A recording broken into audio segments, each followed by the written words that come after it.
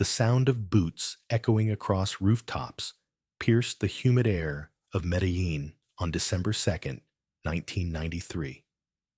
Pablo Emilio Escobar Gaviria pressed his back against a concrete wall, his chest heaving as sirens wailed in the distance below.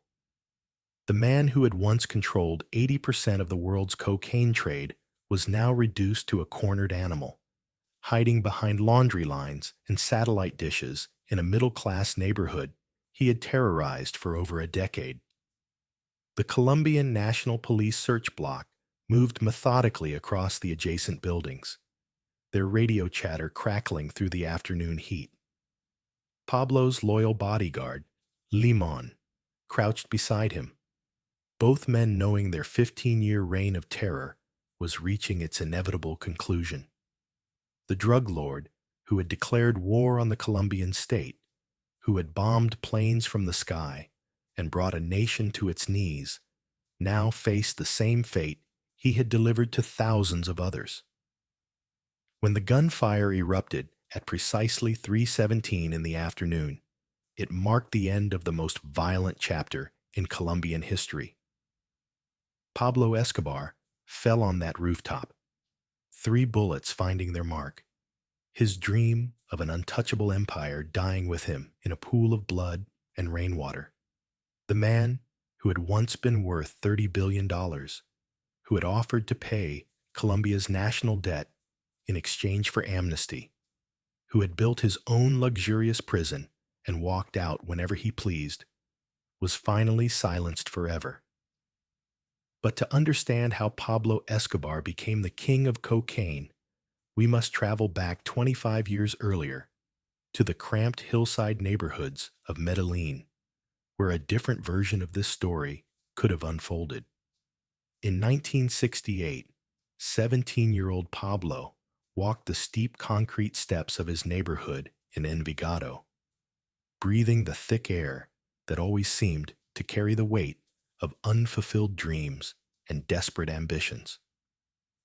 The Colombia of Pablo's youth was a nation still bleeding from la violencia, the undeclared civil war between liberals and conservatives that had claimed 300,000 lives and displaced millions more.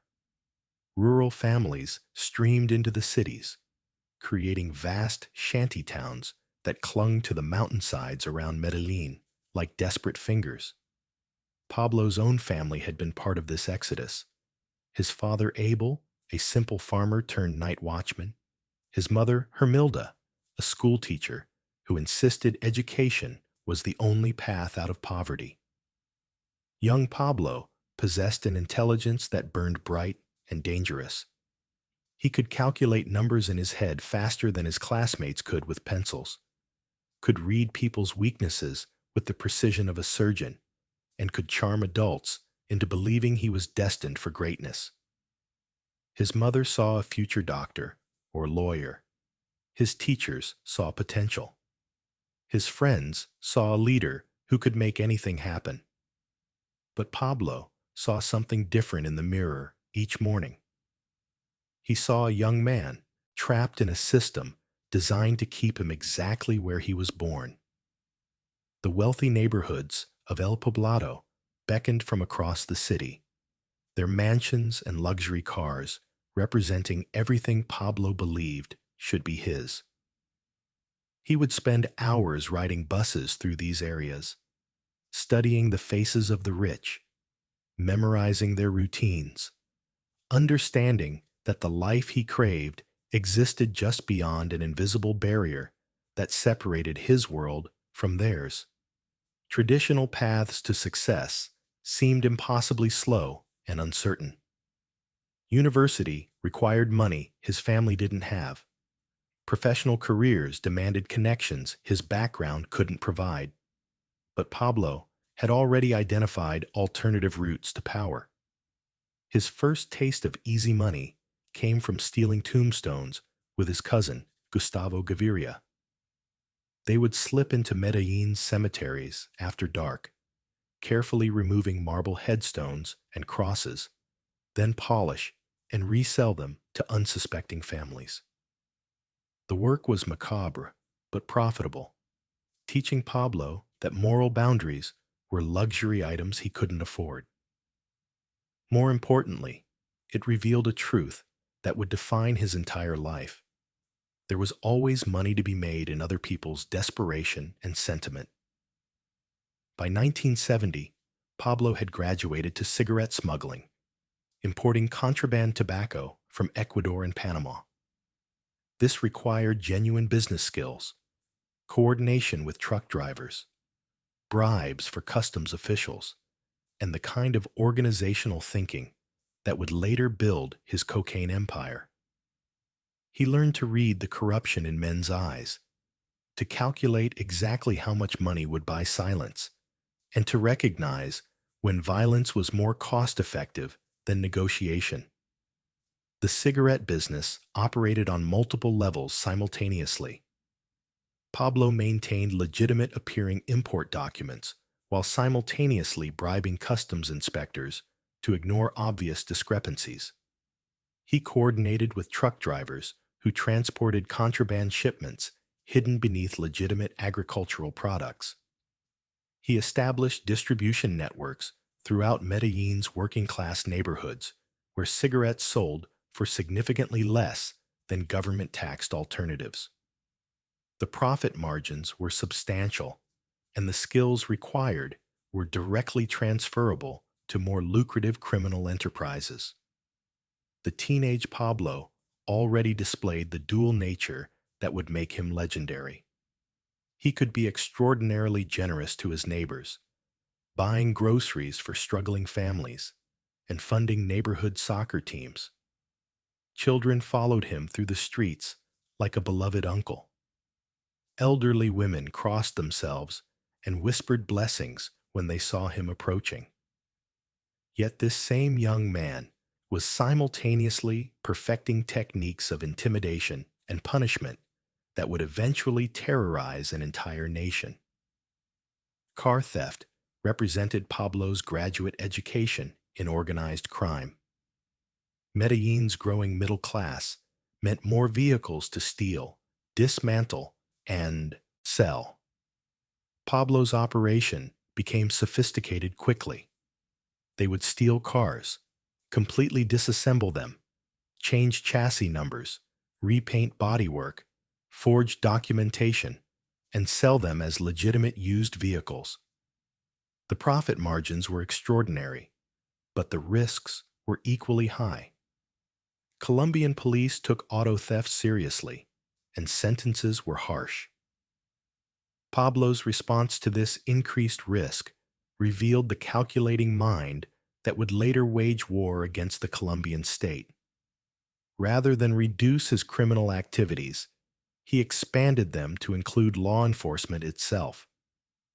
Police officers struggling on government salaries found themselves presented with briefcases full of cash, amounts that represented several years of honest wages. Those who accepted became permanent assets. Those who refused often discovered their refusal had been a fatal mistake. By 1972, Pablo controlled significant portions of Medellin's criminal underworld while maintaining his carefully crafted image as a neighborhood benefactor. He funded construction of soccer fields in poor communities, provided medical care for sick children, and created informal employment networks that gave hundreds of young men alternatives to traditional poverty. His followers saw him as a Colombian Robin Hood, taking from the corrupt wealthy and redistributing to the deserving poor. Pablo's community investments weren't random acts of charity, but strategic political maneuvers designed to build lasting loyalty and support. The soccer fields he funded became gathering places where neighborhood men discussed politics, economics, and local problems. Pablo would appear regularly at these locations, listening carefully to community concerns and offering practical solutions funded by his criminal enterprises. Children received school supplies, uniforms, and meals. Elderly residents found their medical bills mysteriously paid. Struggling families discovered grocery deliveries appearing at their doorsteps. The kidnapping of Diego Echevarria Misas in 1971 marked Pablo's transformation from ambitious criminal to genuine terrorist. Echevarria was one of Medellin's wealthiest industrialists, a man whose kidnapping and murder sent shockwaves through Colombia's traditional elite. Pablo had demonstrated that hereditary wealth and established power structures could no longer guarantee safety. Fear became his most potent weapon, more valuable than any gun or explosive. The Echevarria kidnapping represented months of careful planning and intelligence gathering.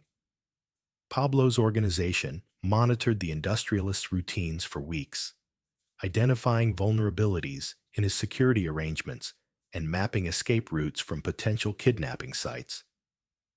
The actual abduction required coordination between multiple teams: surveillance specialists, vehicle operators, safe house managers, and negotiators capable of maintaining communication with terrified family members. Pablo's private army began forming organically during this period.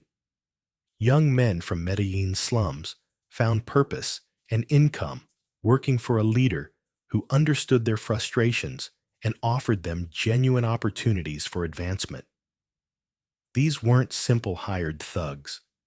Pablo invested in their training, their loyalty, and their families.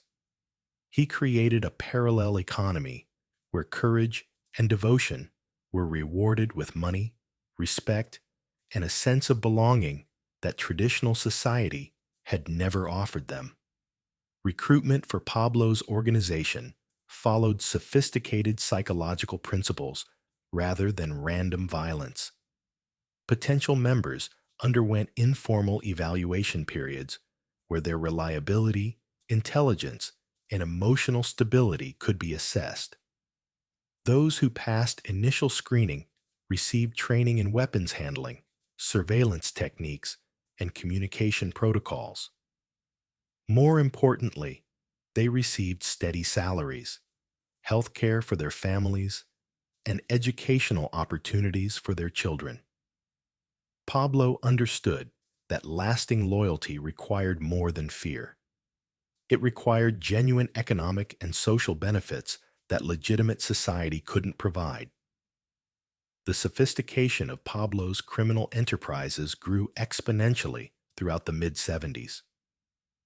Cigarette smuggling evolved into importing electronics, appliances, and luxury goods. Car theft became a complex international operation involving multiple countries and sophisticated money laundering. Kidnapping developed into a precise science with detailed intelligence gathering, psychological manipulation, and risk assessment that would have impressed legitimate security consultants. Understanding Pablo's rise requires appreciating the unique conditions that made Colombia the perfect incubator for his ambitions. The nation's geography provided natural advantages for any smuggling operation. Remote jungle regions remained effectively outside government control. Mountain ranges created ideal hiding places for laboratories and warehouses. Caribbean and Pacific coastlines offered countless opportunities for maritime smuggling operations that could evade traditional law enforcement. Colombia's mountainous terrain created thousands of hidden valleys where large-scale operations could function without government interference, while the Amazon rainforest remained so sparsely populated that entire processing complexes could operate undetected. Political instability had weakened Colombian institutions for generations. The conservative and liberal parties had spent decades destroying each other rather than building effective governance. Rural areas particularly suffered from this absence of legitimate authority. Guerrilla groups, like the FARC, controlled vast territories where government forces rarely ventured. In this power vacuum, criminal organizations could operate with impunity. The Colombian government's fundamental weakness stemmed from its inability to project authority beyond major urban centers. Rural police stations were understaffed, under-equipped, and frequently abandoned when guerrilla or criminal pressure became too intense. Military forces concentrated on fighting leftist insurgencies rather than criminal organizations. Judicial system corruption was so widespread that criminal prosecutions rarely reached conviction. This institutional collapse created opportunities for any organization capable of providing order, justice, and economic opportunity in abandoned territories. Colombian society's extreme inequality created both the motivation and the recruitment pool for criminal enterprises. Millions of citizens had been abandoned by their government, left without education, healthcare, employment opportunities, or basic security. For these forgotten people, Pablo Escobar represented something their elected officials had never provided: effective leadership that produced tangible results. The gap between wealthy urban elites and impoverished rural populations had grown continuously since Colombian independence. Land ownership remained concentrated among a tiny percentage of families who controlled vast estates, while millions of peasants struggled on inadequate small plots. Educational opportunities were virtually non-existent in rural areas, creating generations of young people with limited economic prospects. Healthcare, infrastructure, and government services remained urban privileges that rural communities could only dream of accessing. The international drug trade was simultaneously exploding in ways that would reshape global criminal activity. American society's appetite for cocaine was growing exponentially. European markets remained largely untapped. Traditional smuggling routes focused on marijuana were becoming saturated. The timing was perfect for an ambitious Colombian criminal to establish dominance in what would become the world's most lucrative illegal trade. On a humid Thursday evening in September 1975, Pablo Escobar sat in the back room of a small restaurant in downtown Medellín, facing the most important decision of his life. The men around the table represented established smuggling networks with connections throughout South America and the United States. Their proposal was simple: join them in large-scale cocaine trafficking and become wealthier than any Colombian criminal in history. Refuse, and remain forever a small-time operator in cigarettes and stolen cars. The restaurant itself was unremarkable: a family-owned establishment where conversations could occur without attracting attention. The owner had been selected for her discretion and desperate need for extra income that hosting such meetings provided. The lead negotiator, a graying man with scarred hands and expensive clothes, spread photographs across the scratched wooden table. Images of cocaine processing laboratories hidden in remote jungle clearings.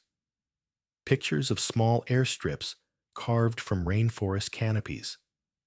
Documents showing profit. Margins that made Pablo's current enterprises look like children's games. The numbers were staggering. A single successful cocaine shipment could generate more profit than Pablo's entire criminal operation had produced in 3 years. The photographs revealed an operation of breathtaking scope and sophistication. Processing laboratories capable of refining hundreds of kilograms of cocaine weekly were hidden in jungle clearings, accessible only by helicopter or treacherous mountain paths. Airstrips had been carved from rainforest canopies, their runways camouflaged so effectively that even low-flying aircraft could pass overhead without detecting them. Private ports along Colombia's Caribbean coast provided direct access to international shipping routes. The infrastructure investment alone represented millions of dollars and years of careful planning, but the risks were equally extreme. Cocaine trafficking meant confronting not just Colombian law enforcement, but American drug enforcement agencies with unlimited resources and international authority. It meant war with rival criminal organizations who would kill to protect their territories.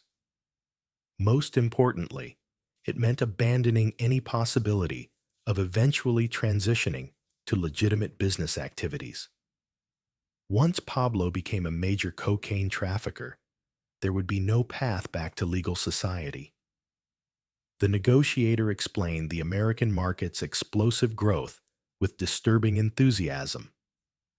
Cocaine had become the drug of choice for wealthy professionals in New York, Los Angeles, and Miami. Investment bankers, entertainment executives, and real estate developers were consuming increasing quantities of high-quality cocaine while paying premium prices without complaint.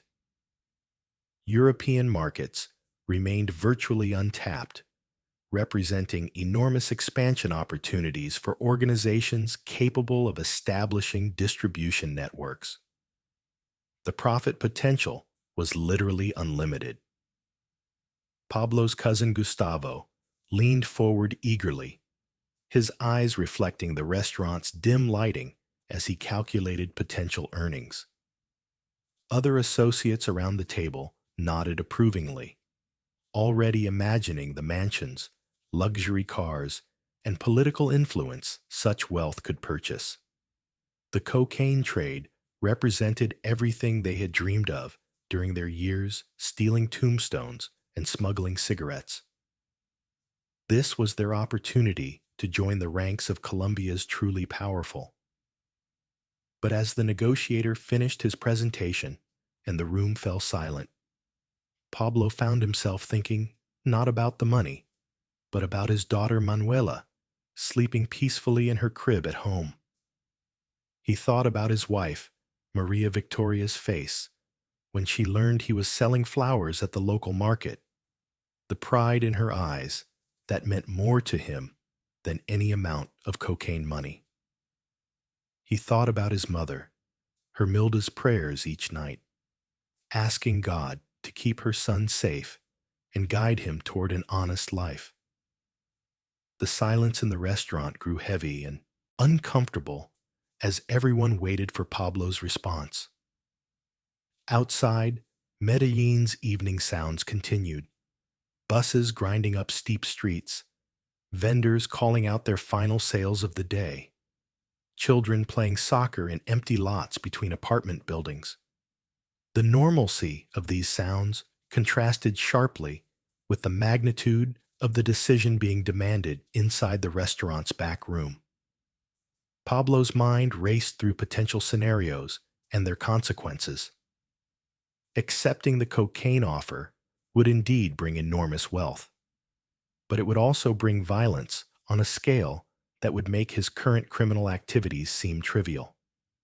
He had witnessed enough of the drug trade's brutality to understand that cocaine trafficking was fundamentally different from cigarette smuggling or car theft.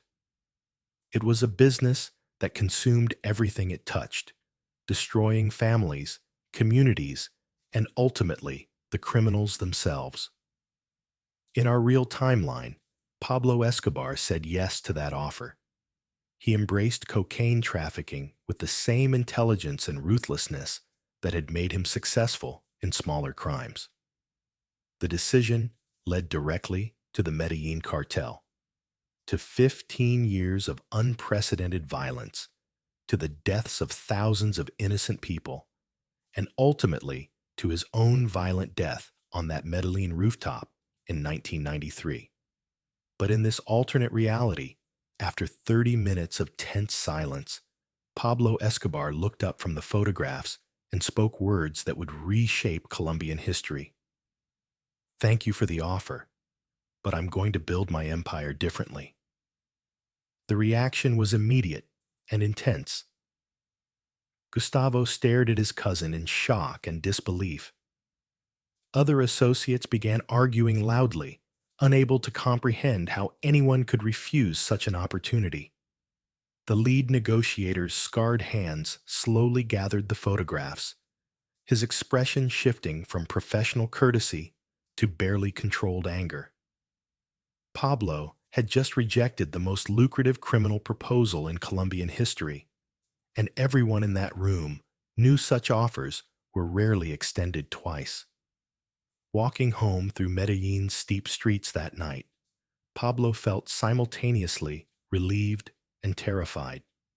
He had chosen a different path, but he had no clear idea where it would lead. The answer came to him gradually over the following months.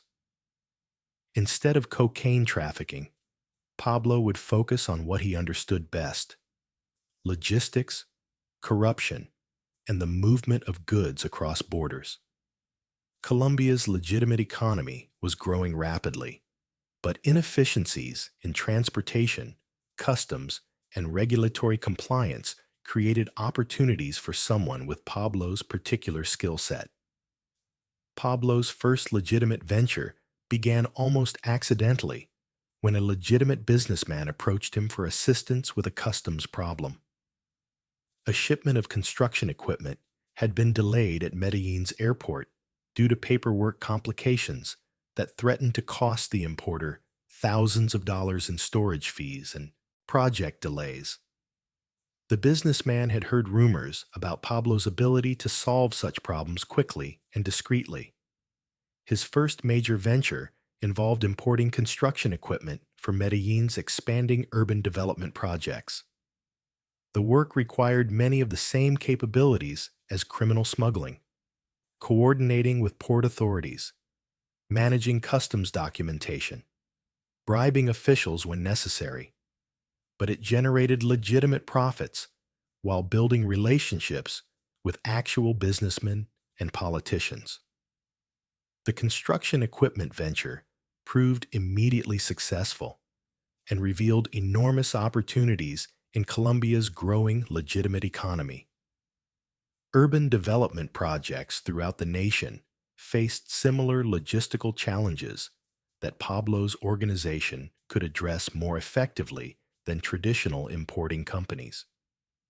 His network of contacts throughout Colombian law enforcement and customs agencies, originally developed for criminal purposes, now provided legitimate competitive advantages.